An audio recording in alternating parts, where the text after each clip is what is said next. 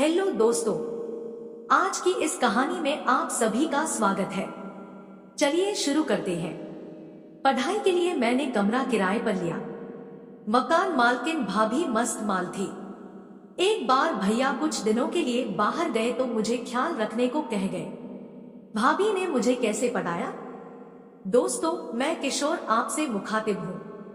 इससे पहले कि मैं अपनी वो कहानी आप सबसे शेयर करूं, मैं आप सबको अपने बारे में बता देना चाहता हूं। मैं भिलाई का रहने वाला हूं और इंजीनियरिंग का स्टूडेंट हूं।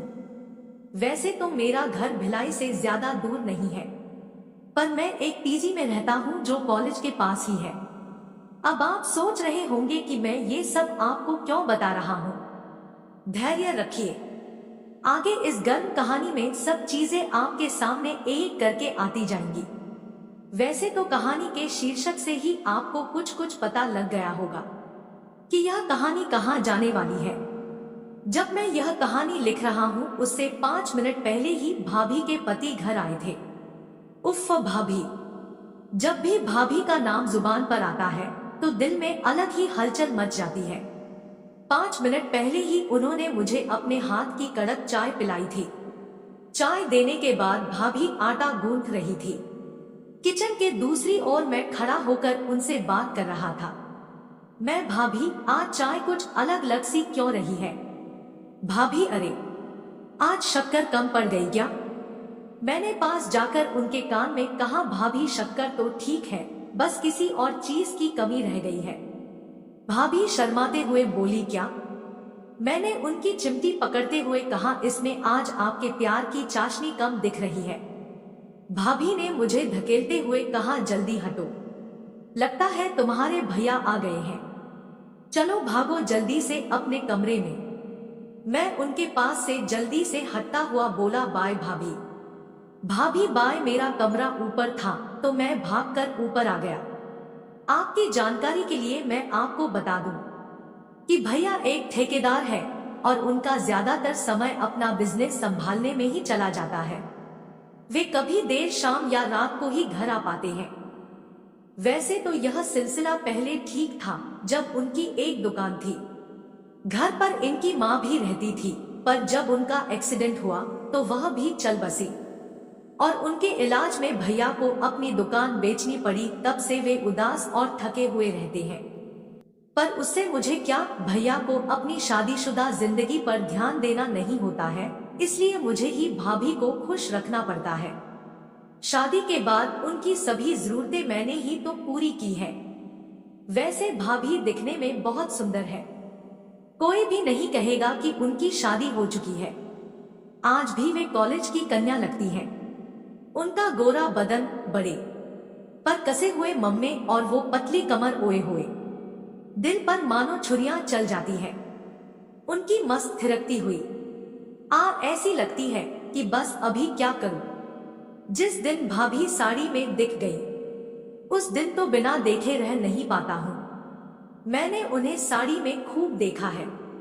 आए दिन वे मेरे सामने नई नई लाइंजरी ट्राई करती रहती है और इठला कर मुझसे पूछती है कि इसमें मैं कैसी लग रही हूँ। शाम को हम कभी कभी फिल्म या नेटफ्लिक्स देख लिया करते थे।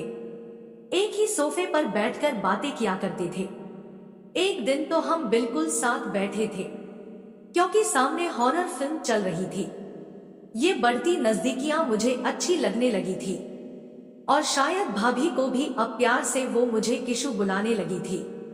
मैं भी भाभी जी से सिर्फ भाभी पर उतर आया था। एक दिन मैं अपनी बंदी के साथ घर के बाहर ही बात कर रहा था, तभी भाभी ने आवाज लगाई, अरे किशु अभी तक कॉलेज नहीं गए? मैं आज वो कॉलेज देर से शुरू होगा ना, इसलिए रुका हुआ था। मेरी ढक्कन बुद्धि गर्लफ्रेंड ने अलग ही दिमाग लगाया। उसे किशु सुनकर पता नहीं ऐसा क्या हुआ कि वो अचानक से मुझसे साथ ही गई और भाभी को भनक लग गई कि यह लड़की मेरी गर्लफ्रेंड है। उन्होंने उस समय तो कुछ नहीं बोला और ठीक है बोलकर वे अंदर चली गई। पर मेरी इधर फटके चार हो गई कि भाभी ना जाने क्या सोचेंगी। खैर हुआ तो कुछ नहीं, मैं अपनी बंदी के साथ कॉलेज चला गया और सीधा शाम को घर आया। तब तक भैया भी घर आ गए थे। अगले दिन की सुबह नाश्ते के वक्त मैंने उन्हें खुद से बताया कि वो मेरी स्कूल के समय से गर्लफ्रेंड है। वैसे तो भाभी मुझसे काफी खुलकर बात करती थी, पर उस दिन उन्होंने सिर्फ में सर हिला दिया। मैं समझ गया था कि भाभी की मेरे प्रति फीलिंग्स उत्पन्न होने लगी है। मैं भी उस दिन से उनसे और प्यार से पेश आने लगा। उस शाम मैंने उन्हें चॉकलेट भी गिफ्ट की। भाभी, अच्छा तो आज भाभी के लिए चॉकलेट? मैं, हाँ भाभी, वो आज फ्रेंडशिप डे है ना, तो happy friendship day to you भाभी। ओ सेम टू यू, पर इतनी बड़ी वाली लाने की क्या जरूरत थी? मैं स्पेशल दोस्तों के लिए स्पेशल लाना तो बनता है ना भाभी। से ही क्रिकेट खेलने का मौका मिल जाए। मैं जान गया था कि फूल खिल चुका है और अपने रस को चुसवाने के लिए मधुमक्खी का इंतजार कर रहा है। बस उनको किसी सही मौके का इंतजार था, और वो मौका आया भी। क्रिकेट खेलने के वो हसीन पल कैसे मुझे बेबाक करते चले गए, और मेरी गर्लफ्रेंड से कैसे मेरा ब्रेकअप हो गया, ये सब बड़ा ही दिलकश किस्सा है। इस क्रिकेट कहानी के अगले भाग में आपको इस घटना से पूरी तरह से रूबरू कराने की कोशिश करूंगा। दोस्तों, उम्मीद है आप सभी को ये कहानी पसंद आई हो। अगर पसंद आई हो तो वीडियो को लाइक और ऐसे वीडियो देखने के लिए हमारे चैनल को सब्सक्राइब जरूर करें। धन्यवाद।